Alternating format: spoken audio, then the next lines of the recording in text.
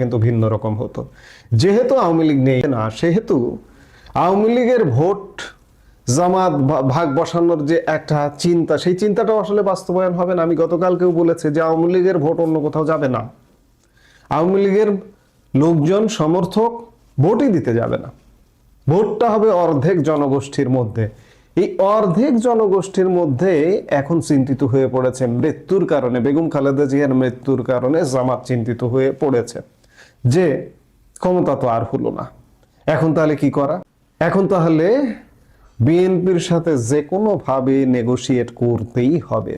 এবং তারই প্রেক্ষিতে পরশুদিন রয়টার্সের সাক্ষাৎকার এবং গতকাল সন্ধ্যেবেলা আমরা দেখলাম জামাত আমির সদল বলে বিএনপির ভারপ্রাপ্ত চেয়ারম্যান তারেক রহমানের ডেরায় হাজির হয়ে গেছেন এবং হাজির হয়ে তিনি বৈঠক শেষে সংবাদ মাধ্যমকেও বলেছেন যে তারা একসাথে কাজ করতে চায়।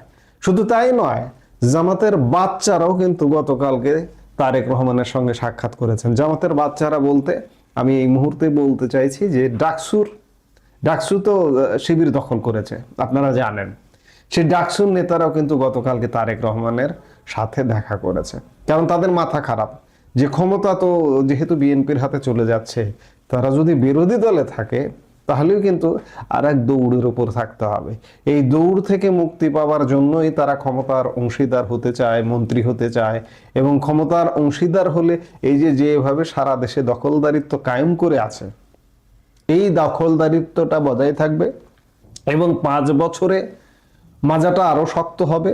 এবার যে স্বপ্নটা দেখেছিল যে এককভাবে ক্ষমতায় যাবে, 5 বছর যদি শরিক হিসেবে ক্ষমতায় থাকে তাহলে তারা মনে করছে যে পরবর্তীতে এককভাবে ক্ষমতায় যাবে। জামায়াত আসলে আমাদের সবার সহযোগিতায় ফুলে ফেপে উঠেছে, এর দায় কেউ এড়াতে পারে না। বিএনপির তো বটেই।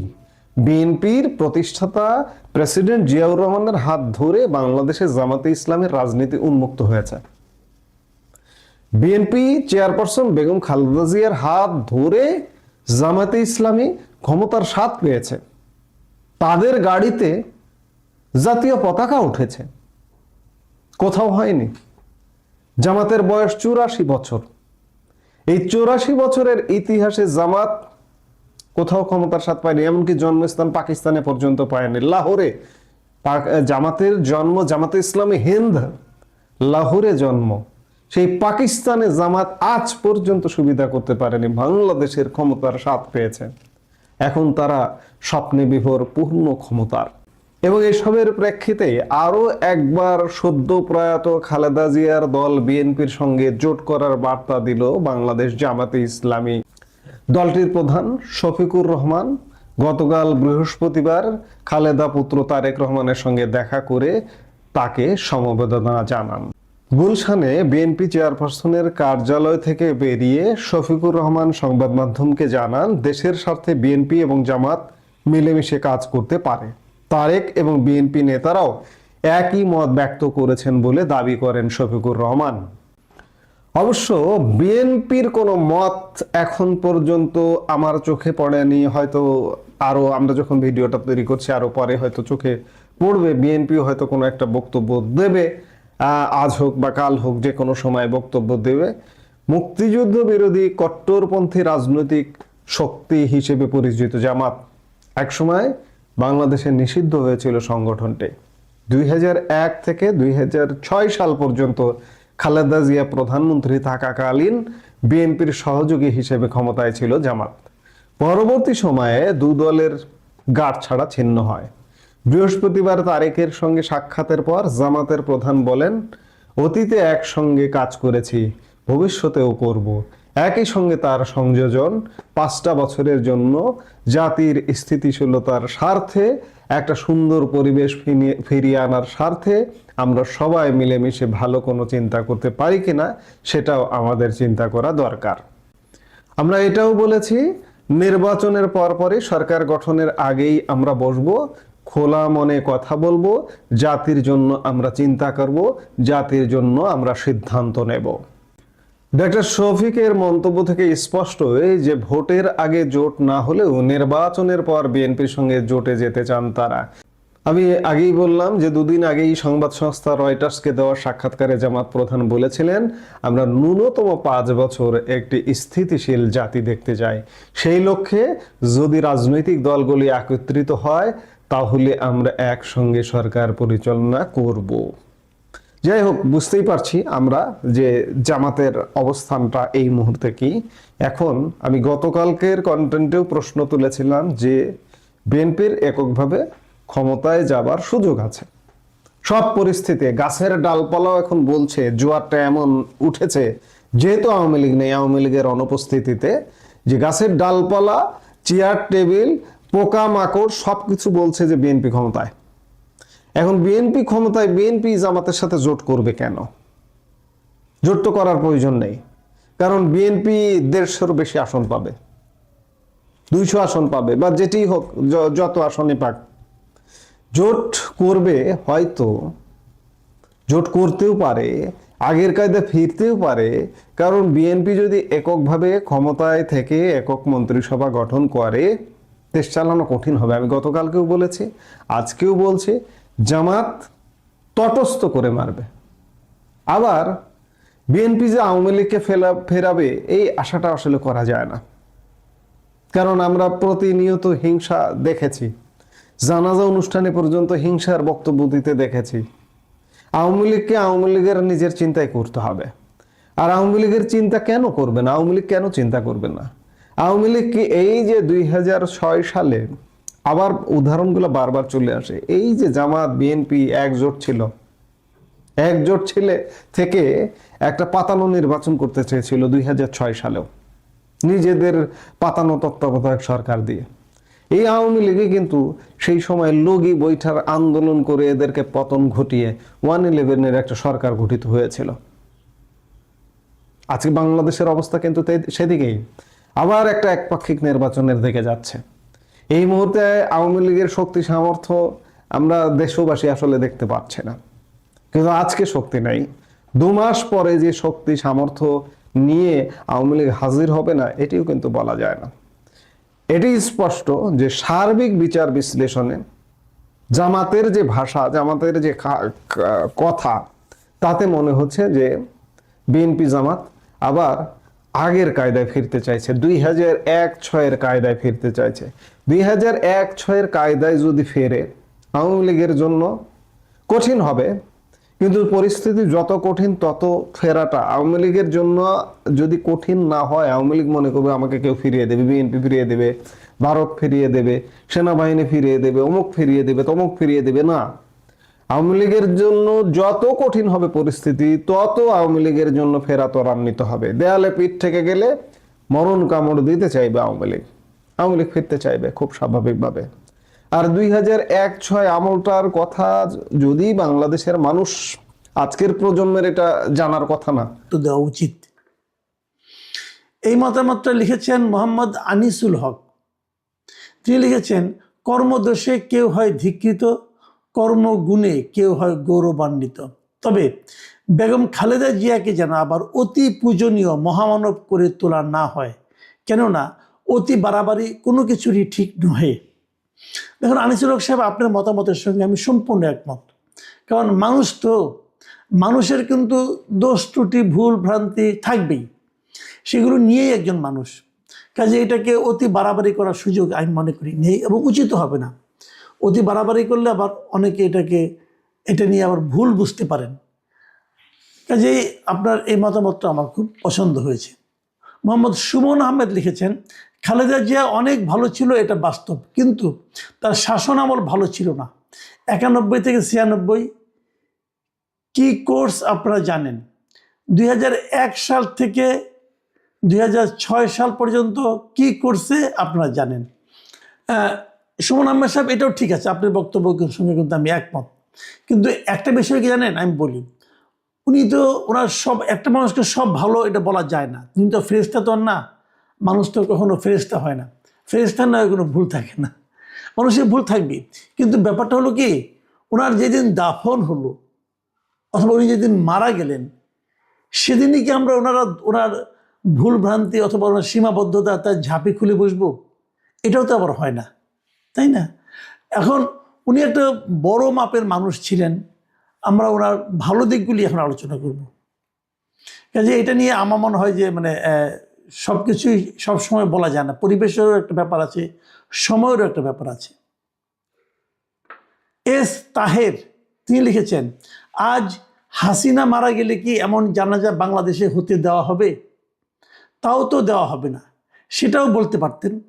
হাসিনা ওনাকে কয়েক বছর জেলে দিয়েছিলেন, যা ছিল কার্যত হাউস অ্যারেস্ট।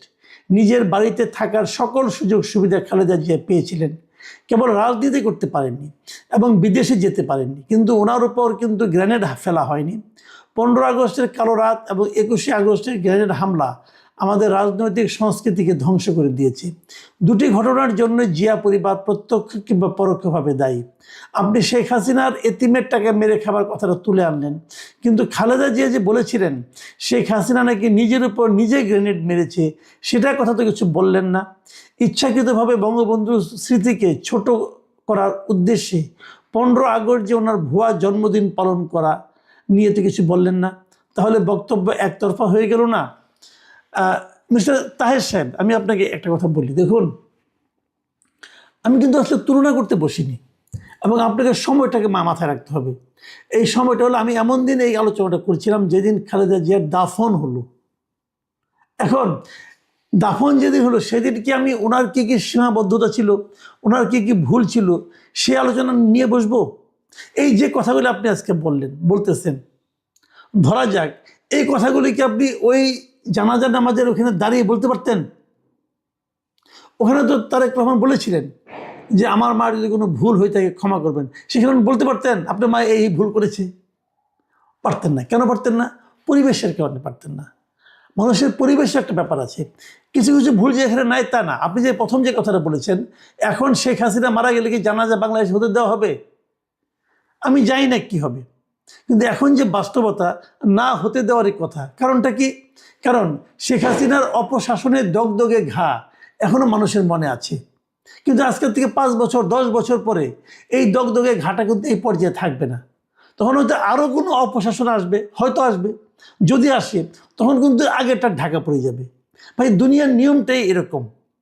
কাজেই আর যে কথা বলেন যে খালেদা জিয়া নিজের বাড়িতে ছিলেন, সব সুযোগ সুবিধা পেয়েছেন, ভাই বিষয়টা তা না। তার আগে, নিজের বাড়িতে ঢোকার আগে ওনাকে 2 বছর জেলখানা থাকতে হয়েছিল। এটা আপনি ভুলে গেলে তো ভাই চলবে না। এবং জেলখানা থাকার সময় যে কারণে তাকে থাকতে হয়েছিল, সেই কারণগুলিকে আপনার কাছে গ্রহণযোগ্য মনে হয়? হ্যাঁ, 21শে আগস্ট গ্রেনেড হামলা নিয়ে আমিও সমালোচনা করেছি। 21শে আগস্ট গ্রেনেড হামলা কে করেছিল সেটা ইম্পর্টেন্ট না, সেটা অবশ্যই ইম্পর্টেন্ট, তার বিচার তো হবেই। কিন্তু আমি অন্য কথা বলছি যে ওই সময় বিএনপি সরকার ক্ষমতায় ছিল, তারা এই গ্রেনেড হামলাটাকে একদম নিরপেক্ষ দৃষ্টিতে বিচার করেনি, এটা আমিও বলি। কাজেই ওইটা বললে এটা বলতে হবে, বিষয়টা এরকম না।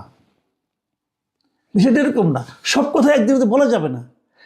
যে প্রসঙ্গ যেদিন আসবে সেদিন সে প্রসঙ্গে কথা বলবো, আবার যখন আরেক দিন আসবে তখন আরেক দিনে কথা বলবো। কারণ শীতকালের ওয়াজ যদি আমি গরমকালে শুরু করে দেই তাহলে ভাই হবে না। যখন আমার ওই প্রসঙ্গটা আসে, যখন আপনি আমার 21শে আগস্টের সময় আমি যে কন্টেন্টগুলো করেছি ওটা দেখেন, ওখানে কি আছে, ওই সময় তো আমি সমালোচনা করেছি। তখন যদি আপনি বলেন যে তাহলে এটা আপনি বললেন, তাহলে খালেদা জিয়াকে যে অ্যারেস্ট করলো ওটা বললেন না কেন? তো এইভাবে হয় না, একসঙ্গে সব কথা বলা যায় না। তবু আপনি একটা বড় মন্তব্য করেছেন, আপনাকে অনেক ধন্যবাদ। পারভেজ আক্তার লিখেছেন, মাসুদ ভাই একদিন এটাও আলাপ করিয়েন, বাংলাদেশের একমাত্র আওয়ামী লীগ বাংলাদেশের ইতিহাসে শান্তিপূর্ণভাবে ক্ষমতা হস্তান্তর করেছিলেন 2001 সালে। আর বিচারপতির বয়স বাড়িয়ে এই তত্ত্বাবধায়ক সরকারকে বিতর্কিত করেছিল বিএনপি। আবার 96 সালে একদলীয় নির্বাচনও করেছিল বিএনপি। ভাই, আপনি যে কথাগুলি বললেন প্রত্যেকটা কথা ঠিক, কিন্তু এরপর তো আরও ঘটনা ঘটেছে। 2009-এর নির্বাচনের পর 2014 নির্বাচনের আগেই এই তত্ত্বাবধায়ক সরকার বাতিল করে দিয়েছিল আওয়ামী লীগ। 2014 সালে একা একা নির্বাচন করেছিল আওয়ামী লীগ, অর্ধেকেরও বেশি আসনে কোনো ভোটই দেয়নি আওয়ামী লীগ। 2024-এ তো আমি আর ডামি নির্বাচন করেছে আওয়ামী লীগ, আছে না? আছে। আপনি কেবল আওয়ামী লীগের যেগুলো পক্ষে যায় সেগুলি বললেন। ভাই, ভালো মন্দ মিলেই সব দল, তাই না? কাজে এখন খালেদা জিয়ার আজকে দাফনের দিন যে কথাগুলো আমি বলি, তখন এগুলো টেনে আনলে না ঝগড়াটা বাড়ে। কিন্তু আমরা যে ঐক্যবদ্ধ একটা জাতি চাই সেটা কিন্তু আর পাই না। SRM, সংক্ষেপে কি অর্থ আমি জানি না, তিনি লিখেছেন যে জাতি তার জন্মের ইতিহাসকে ভুলে যায় তারা যে ভুলবে না এই গ্যারান্টি নাই। এরা হুজুগে জাতি, যত দ্রুত আবেগে ওঠে তার চেয়ে দ্রুত নামে। তার প্রমাণ এনসিপি আর সমন্বয়করা। আর এই প্রজন্ম তো সম্মান কি জিনিস সেটাই জানে না। আমি সন্দিহান 10 বছর পরে কি হবে। বড় আজব জাতি আমরা। ভাই, আপনার সঙ্গে দ্বিমত করার খুব একটা সুযোগ নাই। মারুফুল ইসলাম পলাশ লিখেছেন, ভাই জ্ঞান দিয়েন না, আপনাকে ইদানিং দেখছি টকশোতে মন খুলে কথা বলেন না।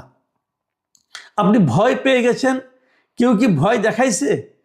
আপনার জ্ঞান মন যা বলে আগে যেভাবে কথা বলতেন সেভাবেই সাহসী কণ্ঠে মন খুলে কথা বলুন, সেটাই আমার চাওয়া। আপনার সবগুলো টকশো আমি দেখি বা দেখেছি। কাউকে ভয় পেয়ে কথা বলার চেয়ে মরে যাওয়া ভালো। আশা করি বুঝে গেছেন। মারুফুল ইসলাম পলাশ সাহেব, আপনার সঙ্গে আমি তর্কে যাব না, আমি খালি এটুকু বলবো, ভয় বলেন সাহস বলেন এটা কিন্তু আপেক্ষিক। আপেক্ষিক মানে আপনি কার চেয়ে সাহসী, আপনি কার চেয়ে ভীতু, আপনি কতটুকু সত্য বললেন, অথবা আপনি কতটুকু সত্য জানেন, এইগুলোর অনেক কিছুর উপর কিন্তু নির্ভর করে। আপনি সাহসী মানুষ, কোনো সন্দেহ নাই, তো আপনি বলুন না কিছু কথা। আচ্ছা বলবেন আমাকে তো টেলিভিশন ডাকে না, ওকে ডাকে না টেলিভিশন, আপনি আমার চ্যানেলে কথা বলবেন, আমি আপনাকে আমন্ত্রণ জানাচ্ছি। আপনি আমার চ্যানেলে কথা বলেন, সাহসের সঙ্গে বলেন, আপনার কাছ থেকে আমার সাহসটা শিখি, আমার কোনো আপত্তি নেই, আমার কোনো আপত্তি নেই। আপনি যা বলতে চান আপনি আমার চ্যানেলে বলেন, আমি সেটা প্রচার করব। ওইখান থেকে আমি শিখবো যে কীভাবে সাহস বলতে হয়। ভাই, আমি যতটুকু বুঝি, যতটুকু পারি ততটুকু বলি, এটাই। আগে আমার কথা ভালো লাগতো, এখন লাগে না, সেটা হতেই পারে। হয়তো আপনার চিন্তা চেঞ্জ হয়েছে, অথবা আমার বলার ভঙ্গিটাও চেঞ্জ হয়েছে, দুটোই হতে পারে। আমি দুটোই মানি, আমারও ভুল হতে পারে। দেখতে থাকুন, হয়তো আগামীতে আবার কখনো ভালো লাগবে। আর যদি আমার চ্যানেলে আসতে চান তাহলে আমার এখানে মেল অ্যাড্রেস দেওয়া আছে, মেল করবেন, ইনশাল্লাহ আপনাকে আমি ডাকবো। ফুলের বাগান লিখেছেন, মাসুদ ভাই আপনার পেঁচাল আগের মতো অতটা ভালো লাগে না, এদিকটা একটু খেয়াল রাখবেন। আমাদের জন্ম কিন্তু সেই 70 দশকে, আমরা একাল সেকাল ওকাল সব কাল দেখে এসেছি। চাচা চাটাচাটি একটু সাবধানে করবেন। যাই হোক, ফুলের বাগান থেকে আমি মোটামুটি একটা সতর্কতা পেলাম। আমার পেঁচাল আগের মতো ভালো লাগে না জেনে আমি একটু দুঃখিত হই নাই, তবে এখন একটু সতর্ক হওয়ার চেষ্টা করব। কারণ ফুলের বাগানকে যদি ভালো লাগাতে না পারি তাহলে আর কাকে ভালো লাগবে বলুন। এই মন্তব্যটা লিখেছেন মোহাম্মদ মিরাজ। এই মন্তব্যটা আসলে আমি পড়তাম না, আমি পড়তেছি অন্য একটা কারণে। কারণ উনি এখানে মানে কিছু গালাগালি করেছেন আমাকে, আমি গালাগালিগুলো উচ্চারণ করব না, আপনারা একটু বড় করে দিলাম, আপনারা নিজেরাও দেখে নিতে পারেন। শুরুতে উনি আমাকে কি সম্বোধন করেছেন, তারপর তিনি লিখেছেন, তুমি খালেদা জিয়াকে যে মামলা দিছে, মিথ্যা মামলা, এটার কোনো প্রতিবাদ করো নাই, ওইভাবে প্রতিবাদ করো নাই, ওইভাবে এখন চামে চামে ভালোই করতেছো, তারপরে আবার ওই গালিটা। আচ্ছা ঠিক আছে, আমি যে প্রতিবাদ করি নাই খালেদা জিয়ার মামলার, ভাই এটা আপনি কেমনি করে বুঝলেন? এই কথাটা আপনি আমাকে বলেন তো। শুনেন, আমি বলি, ওনাকে যখন এই মামলাটা করা হয়, দুদকের মামলায় কিন্তু উনি জেলে গিয়েছিলেন। তখন দুদকের ওই সময় একটা আইনজীবী ছিল, খুরশেদ আলী খান, খেয়াল আছে কিনা জানি না। সেই খুরশেদ সাহেবের সঙ্গে একটা টিভি চ্যানেলে আমার এটা নিয়ে রীতিমতো ঝগড়া পর্যন্ত হয়েছিল। তখন আমি কি প্রতিবাদ করেছিলাম, এটা যদি আপনি এখনো শুনেন আপনি আটকে উঠবেন। কাজেই অন্যের সম্পর্কে ধারণা না থাকার পর এরকম সুইপিং কমেন্ট করা ঠিক না রে ভাই। আপনি আমাকে কিছু একটা পোলা বানাই দিয়েছেন, ভালো কথা, এটা আপনার রুচি, আপনার বুদ্ধিমত্তা, আপনি সেভাবে লিখেছেন, আমার কোনো বক্তব্য নেই। আপনার সম্পর্কে তো আপনাকে তো আমি চেঞ্জ করতে পারবো না, কিন্তু আমার কথা হলো কারোর সম্পর্কে অপবাদ করতে হলে একটু জেনে করতে হয়। ওই সময়ে খালেদা জিয়ার এই মামলা নিয়ে কোনো অরাজনৈতিক ব্যক্তি, যারা বিএনপি করে তারা তো করবে, তাদের আল্লাহ বাদ দেন, কিন্তু কোনো রাজনীতি করে না এমন কোনো সাংবাদিক আমার চেয়ে বেশি কেউ করেছে যদি আপনি দেখাতে পারেন, তারপরে আপনি আমাকে আরও 2টা গালি দেন ভাই। যাকে দেখতে নারী তার চলন বাঁকে, এইভাবে কথা বলেন না। যাই হোক, এ ধরনের গালাগালির আর কোনো কমেন্ট এরপর আমি আর পড়বো না, এটা আমি সিদ্ধান্ত নিয়েছি। কারণ এগুলো যে জিনিস আমি পড়তে পারি না, আমি যদি এটা পড়ি তাহলে আমি কিন্তু আটকে যাব, আমাকে বলবে তুমি অস্থির কথা বলছো। তো অশ্লীলতা কোনো ভালো মানুষের আচরণ হতে পারে না। আর আপনাকে তো মানুষ বলতেই হবে, কারণ আপনার নাম তো মোহাম্মদ মেরাজ। মোহাম্মদ মেরাজ তো অন্য কোনো প্রাণীর নাম হয় না, তাই না? সমীর উদ্দিন শামীর লিখেছেন, 200 কোটি টাকা মেরে দিলে মামলা হয় না, আর মাত্র 2 কোটি টাকার জন্য 10 বছর সাজা হয়, এটাই বাংলাদেশ। না, এখানে একটু ভুল আছে সমীর উদ্দিন সাহেব। 2 কোটি টাকার জন্য না, কিন্তু উনি 2 কোটি টাকা মেরে দিয়েছেন তাও কিন্তু না, এটা অভিযোগ ছিল। এটা কেবল অভিযোগ ছিল, অভিযোগের জন্য ওনার এই সাজাটা হয়েছে, এটা অন্যায় হয়েছে আমি বলবো। তারপরে মন্তব্যে জব্বার খান লিখেছেন, স্যার আপনি সবসময় বলেন 2008 থেকে 2024 সাল পর্যন্ত সবগুলো নির্বাচন সঠিক হয় নাই। এটা আমিও মনে করি সঠিক হয় নাই, কিন্তু এবারে নির্বাচনে যদি সব দল অংশগ্রহণ না করে, এবারে নির্বাচন বৈধ এবং অংশগ্রহণমূলক নির্বাচন হয় কিভাবে? এই নির্বাচনের দায় কার উপরে পড়বে? যারা নির্বাচিত হয়ে আসবে তারা বলবে এই নির্বাচন তো আমরা করি নাই। দেখুন, আপনার কথা জব্বার সাহেব ঠিক, কারণ যারা নির্বাচিত হবে তারা তো বলবে এই নির্বাচন তো আমি করি না, তত্ত্বাবধায়ক অন্তর্বর্তীকালীন সরকার করছে, তারা দায় নিতে চাইবে না, এটা ঠিক। এবং আপনার যে বক্তব্য যে এই নির্বাচনে তো সবাই যাচ্ছে না, অংশগ্রহণমূলক নির্বাচন বলা যাবে না, আমি আপনার সঙ্গে একমত, যাবে না। এই নির্বাচনের ফল যাই হোক না কেন, সেটা যদি দুনিয়ার কাছে গ্রহণযোগ্য না হয়, সেটা আমাদের জন্য ভালো কোনো সুফল বয়ে আনবে না। জাহিদ খান লিখেছেন, যেই দেশের প্রধানমন্ত্রীর পিয়নের 400 কোটি টাকা থাকে, অথচ তার বিচার করতে খালেদা জিয়ার যে জানাজা হলো, শেষকৃত্য বলি আমি যদি এটাকে, কারণ হিন্দুরা তো জানাজা অংশ নিতে পারে না, যেহেতু জয়শঙ্কর এসেছিলেন, নেপাল থেকে এসেছিলেন, অথবা আপনার ভুটান থেকে এসেছিলেন।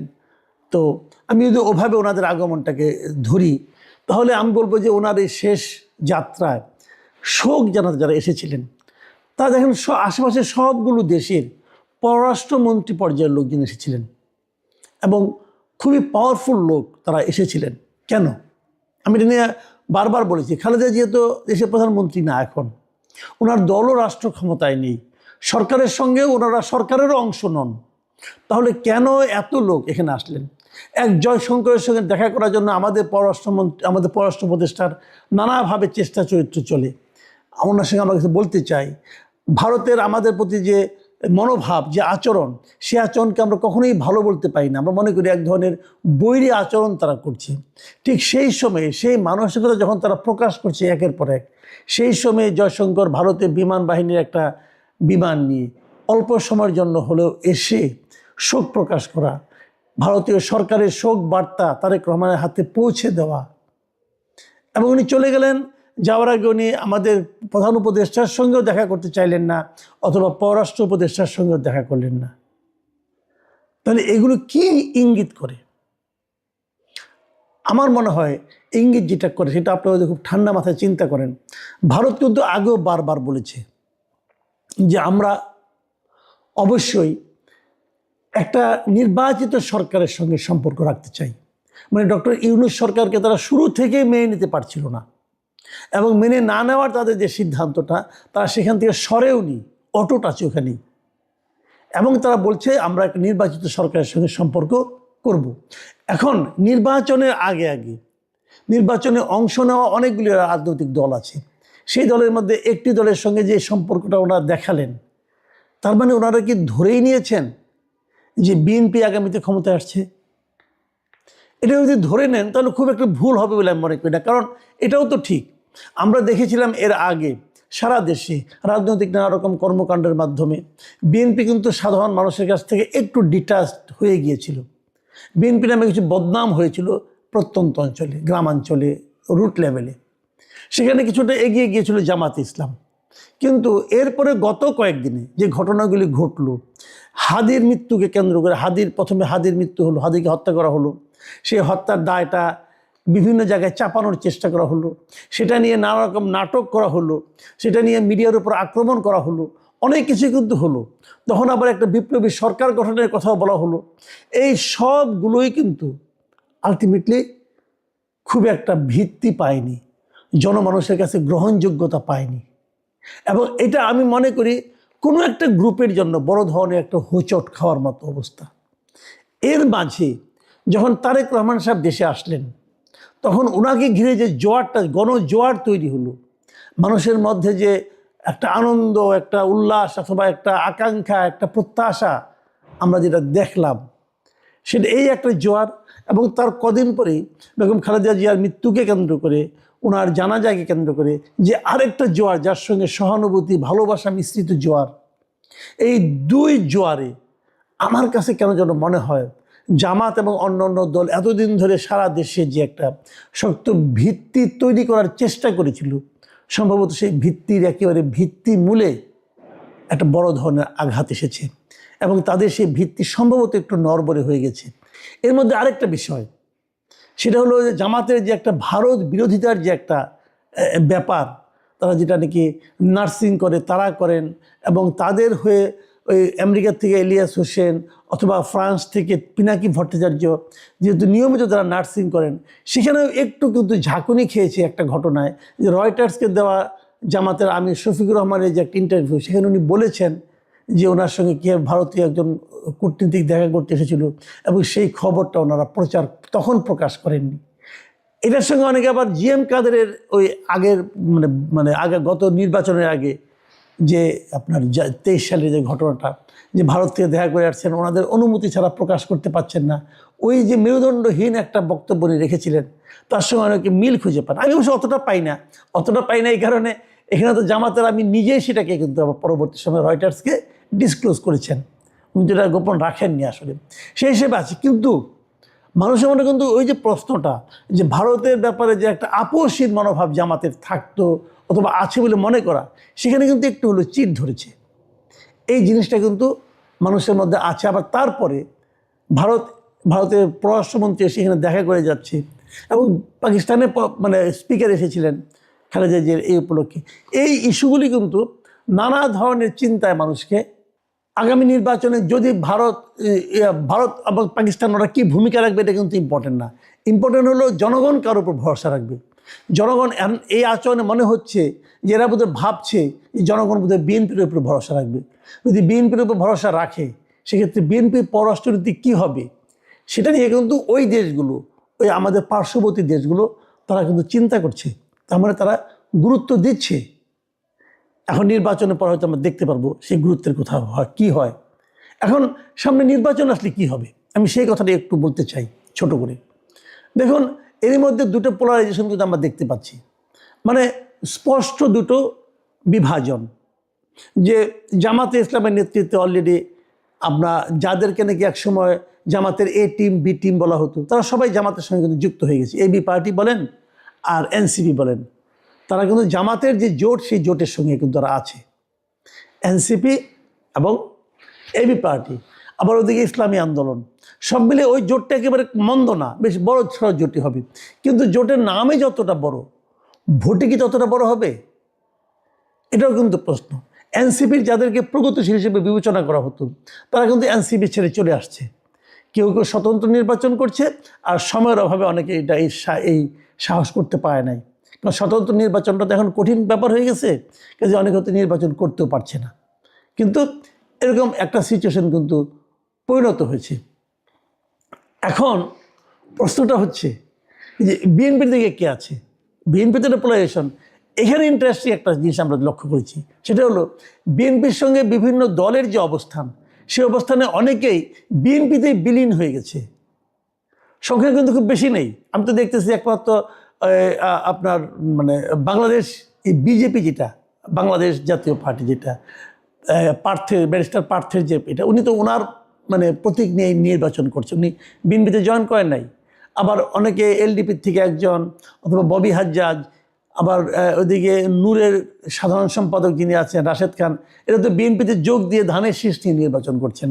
কাজে এখানে কিন্তু আমরা দেখছি যে বিএনপিটাই বড় হচ্ছে, মানে তারা বিএনপিতে তারা বাইরের লোক পাচ্ছে, তারা বিএনপিতে যোগ দিচ্ছে।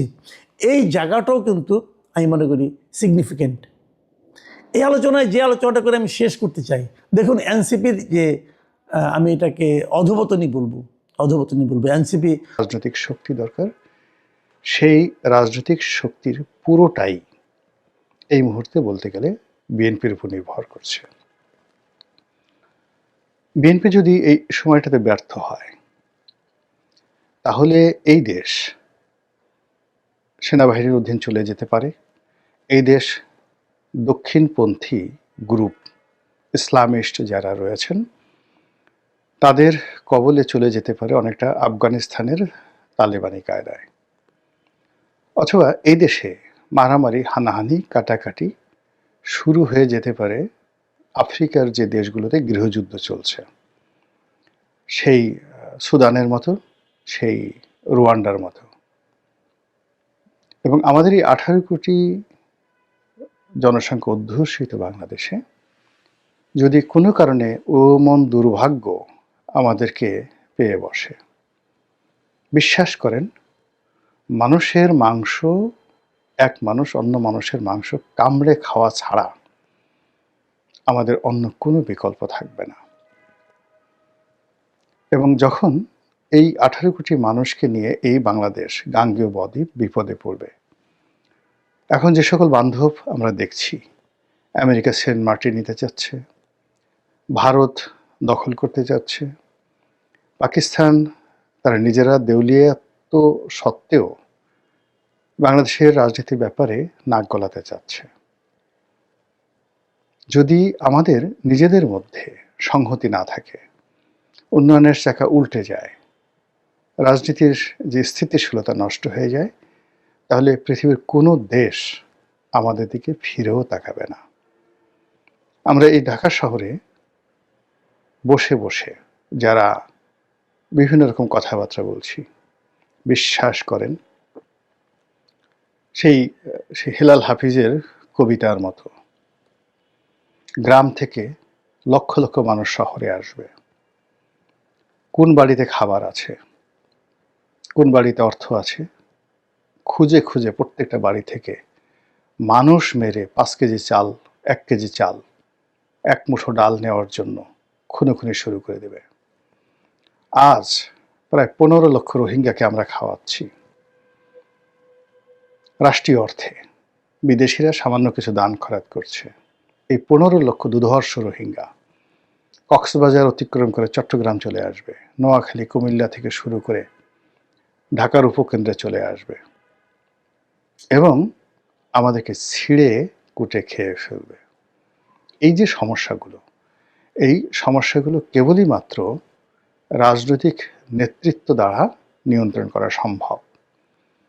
কোনো পুলিশ দ্বারা, কোনো মিলিটারি পাওয়ার দ্বারা, কোনো অ্যাটমিক বোমা দ্বারা।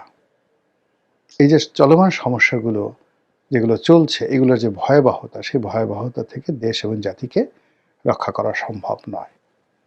এখন রাজনীতির ময়দানে যে ভারসাম্যহীনতা চলছে, আওয়ামী লীগের অবর্তমানে যে একটা বিরাট শূন্যতা, সেই শূন্যতার মধ্যে ছোট ছোট রাজনৈতিক দলগুলো গত 17 মাসে যারা একটি ওয়ার্ডের, মানে গ্রাম অঞ্চলের যে ওয়ার্ডগুলো রয়েছে, ইউনিয়ন পরিষদের যে ওয়ার্ড, সেখানে 2 থেকে 2.5 হাজার ভোট পেলে একজন মেম্বার হতে পারে। এরকম 2 থেকে 3 হাজার ভোট পাওয়ার যাদের যোগ্যতা নেই, এরকম অন্তত পক্ষে 1000 লোকের তৈরি হয়েছে, সৃষ্টি হয়েছে, যারা 2000 ভোট পাওয়ার কোনো যোগ্যতা এখন পর্যন্ত নেই। কিন্তু গত 17 মাসে এরকম 1000-এর মতো নতুন নেতা, তারা মনে করছে যে তারা এমপি হতে পারে, তারা মন্ত্রী হতে পারে, তারা প্রধানমন্ত্রী হতে পারে, তারা রাষ্ট্রপতি হতে পারে। এবং তারা এই যে তাদের যে অভিলাষ, সেই অভিলাষটাকে পূর্ণ করার জন্য তারা মব করেছে, জুলুম করেছে, অত্যাচার করেছে এবং রাষ্ট্রের যে মৌল ভিত্তিগুলো আছে সেখানে তারা একের পর এক আঘাত করেছে এবং তারা বিজয়ী হয়েছে।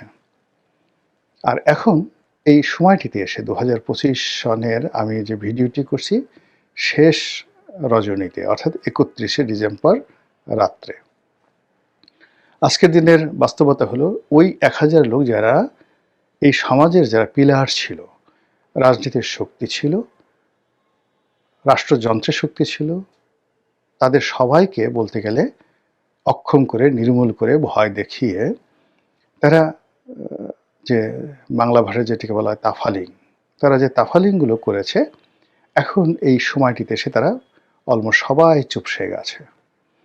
1000 তো দূরের কথা, এখন একজন লোকও ওই মানে যাকে বলা হয় মব করার মতো, যারা একসময় মব করতো, তারা কেউ আর এখন আগের অবস্থানে নেই।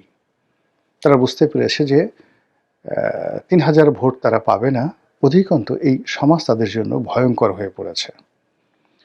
তো ধরুন একটা সমাজে বা একটা বনে 1000 হাতি আছে। তো এমন একটা পরিবেশ তৈরি হলো যে 1000 হাতি এই বন থেকে চলে গেল, আর বনের যে খরগোশ আছে যারা, তাদের মানে 1000টি বেলুন তৈরি করা হলো হাতির মতো করে, তার মধ্যে এক একটা খরগোশ ঢুকিয়ে দেওয়া হলো। তো সেই হাতিগুলো মানে বেলুনের মধ্যে থাকা খরগোশগুলো হাতির সুরত ধরে তারা সেই 16-17 মাস পুরো জঙ্গল তারা তাণ্ডব চালালো। এবং বনের অন্যান্য যারা প্রাণী রয়েছে, সেটা সজারু, হরিণ, শিয়াল ইত্যাদি যে প্রাণীগুলো আছে, তারা ওই হাতিকে মানে হাতির যে বেলুন কাঠামো, সেই কাঠামোর মধ্যে মূলত খরগোশ, তাদেরকে হাতি মনে করে তারা ভয়ে থর থর থর থর করে কাঁপলো। এরপর একটা সময় সব বেলুনগুলো ফুটো হয়ে গেল, খরগোশগুলো পাতার আড়ালে লুকিয়ে গেল। তখন বনের মধ্যে যে ভারসাম্যহীনতা তৈরি হবে, আমাদের এই সমাজে এখন ঠিক সেই রকম ভারসাম্যহীনতা শুরু হয়ে গেছে। এখন সরকারের কোনো সেক্রেটারি, জেলার কোনো DC, SP, OC, chairman, member, সংসদ সদস্য, পৌরসভার মেয়র, মন্ত্রী, মানে এই যে পদ পদবী ধারী যে লোকজন, তাদের অস্তিত্ব নেই। আর আগামীতে তারা এই পদ পদবীতে এসে রাতারাতি কোনো কিছু করবে, সেই ব্যাকবোনটি অর্ধেকটা নষ্ট হয়ে গেছিল সেই শেখ হাসিনার জমানাতে, তার নিজের দলের মধ্যে আর অন্য দলের মধ্যে জাস্ট 50% আপনার ব্যাকবোন নষ্ট হয়ে গেছে। জুলাই আগস্ট বিপ্লবের পরে আওয়ামী লীগের যে লোকজন, যাদের মানে অতিরিক্ত লোভ, কামনা, বাসনা ইত্যাদি কারণে যাদের 50% ব্যাকবোন নষ্ট হয়ে গিয়েছিল, তারা সব পালিয়ে গেছে। আর আওয়ামী বিরোধী শক্তিদের যে 50% ব্যাকবোন ছিল আওয়ামী লীগ জমানাতে, তাও এই গত 17 মাসের মবের কারণে মানে ওই যে মানে হাতিরূপী খরগোশদের যে দাপটে দেখা গেল যাদের আরও 30% সেই মানে ব্যাকবোনের যে শক্তি, সেই শক্তি নষ্ট হয়ে গেছে। এটা কিভাবে? দুটো উদাহরণ দিলে বুঝতে পারবেন। আপনি সেই মুক্তিযোদ্ধা ফজলুর রহমান, ওনার সেই 17 মাস আগের একটা ভিডিও দেখেন, চেহারা দেখেন, কথাবার্তা শুনেন, আর এখন ওনার বক্তব্য শুনেন। আপনি বুঝতে পারবেন যে আওয়ামী লীগ জমানাতে যদি তার 50% ব্যাকবোন থেকে থাকে, এখন তার আসলে 25% ব্যাকবোন আছে কিনা। তিনি ভয় পাচ্ছেন, দ্বিধা, সংকোচ, মানে কেমন যেন হয়ে গেছেন। আপনি যান রুহুল কবির রিজভীর দিকে, আপনি যান মির্জা ফখরুল সাহেবের দিকে, তারপরে অন্যান্য যে সকল বিএনপির যারা নেতৃবৃন্দ রয়েছেন, মির্জা আব্বাসের দিকে তাকান, দেখবেন যে আওয়ামী লীগ জমানাতে তাদের যে কণ্ঠস্বর ছিল, কথাবার্তা ছিল, দাপট ছিল, সেটা এখন আর নেই এই 17 মাসের অবস্থার কারণে। এরকম ধরুন আপনার এখন যে ব্যাকবোন আছে, ব্যাকবোন তো বুঝেন মেরুদণ্ড, সেই মেরুদণ্ড ঘাড়ের সাথে, এই মেরুদণ্ড দিয়ে ফুল মানে আপনার যখন শক্তি থাকে, আপনি 1 মন বোঝা মাথায় করে নিতে পারেন। বোঝার চেষ্টা করুন। যদি আপনার ব্যাকবোনটি 30% থাকে, তাহলে আপনি 1 মন যদি হয় 40 কেজি, 40 কেজির 30% আপনি মাথায় নিতে পারবেন, তাই নয় কি? আচ্ছা, এখন যারা রাজনীতিবিদ রয়েছেন, দেশের যে বোঝা, সেই বোঝার তাদের অংশে যেটি আছে, সেই অংশের 30% তারা নিতে পারবেন মাথায়। বাকি 70% তা যত দামি হোক, যা কিছু হোক, তাদেরকে রাস্তায় ফেলে দিয়ে যেতে হবে, কারণ ওটা মাথায় নিলে মরে যাবে। আর আওয়ামী লীগের যে লায়াবিলিটিসগুলো রয়েছে, সেখানে যে তাদের যে লায়াবিলিটিস, তাদের যে চাহিদা, সেটার দায় দায়িত্ব কিন্তু এই যে অনলি 30% যারা মেরুদণ্ডের অধিকারী, তাদেরকে এই দায় দায়িত্ব নিতে হচ্ছে। তাহলে বোঝার চেষ্টা করুন, বিএনপির যারা নেতৃবৃন্দ রয়েছেন, টপ টু লো, সবারই শক্তি, সামর্থ্য, ক্ষমতা যা থাকার কথা, সেই শক্তি সামর্থ্য এখন তাদের যা থাকার কথা তার 30% আছে। তো এই 30% শক্তি সামর্থ্য দিয়ে তাদেরকে, মানে অন্যান্য সময় যদি আওয়ামী লীগ থাকতো বা অন্যান্য রাজনৈতিক দলের একটা স্বাভাবিক অবস্থা থাকতো, তাহলে তারা যে দায় দায়িত্বগুলো মাথায় বা বোঝা মাথায়গুলো নিতেন, তার চাইতে অন্তত 4-5 গুণ বোঝা তাদেরকে নিতে হচ্ছে। ফলে কি হলো, আয়দার তারা মরবে, অথবা এই দেশের যে সমস্যাগুলো আছে, সম্পদগুলো আছে, যা কিছু আছে, সব রাস্তায় পড়ে থাকবে। অর্থাৎ কিয়ামতের ময়দানের মতো অবস্থা হয়ে যাবে। মানুষ এই দুনিয়াতে কিছু টাকা পয়সার জন্য কত কিছু করে, তো কিয়ামতের ময়দানে সমস্ত পৃথিবীর লুকায়িত ধনসম্পদ, হীরা, মণি, মুক্তা, জহরত, যেগুলো আকাশে, বাতাসে, পানিতে, মাটিতে মিশ্রিত অবস্থায়, লুকায়িত অবস্থায় আছে, আল্লাহ সেদিন সব উন্মুক্ত করে দেবে। কিন্তু সেদিন সেগুলো বহন করার মতো, রাখার মতো প্রয়োজনও থাকবে না, আর সম্ভব হবে না। এখন বাংলাদেশে ধরুন যে বেকার সমস্যা আছে, যে সেন্ট্রাল রিজার্ভের সমস্যা আছে, বৈদেশিক ঋণ আছে, টাকার অভাব আছে, বেকার সমস্যা আছে, এরকম 1000টা সমস্যা। তো সেই সমস্যাগুলো সমাধান করার জন্য যে পরিবেশ এবং পরিস্থিতি দরকার, সেই পরিবেশ পরিস্থিতি, সেই ম্যান পাওয়ার, দক্ষতা, অভিজ্ঞতা নেই। এমনকি এখন যারা সরকার চালাচ্ছে ডক্টর মোহাম্মদ ইউনূসের নেতৃত্বে, তাদের টিল নাও, এখন পর্যন্ত তাদের ব্যক্তিগত জীবনে যে সফলতা আছে, জ্ঞান, বুদ্ধি, প্রজ্ঞা যা কিছু আছে, এর 10 ভাগের 1 ভাগ, মানে শক্তি, সামর্থ্য, জ্ঞান, গরিমা, বুদ্ধি, প্রজ্ঞা, আপনি বলেন তো বিএনপি এবং জামাতের কোন লোকটার আছে?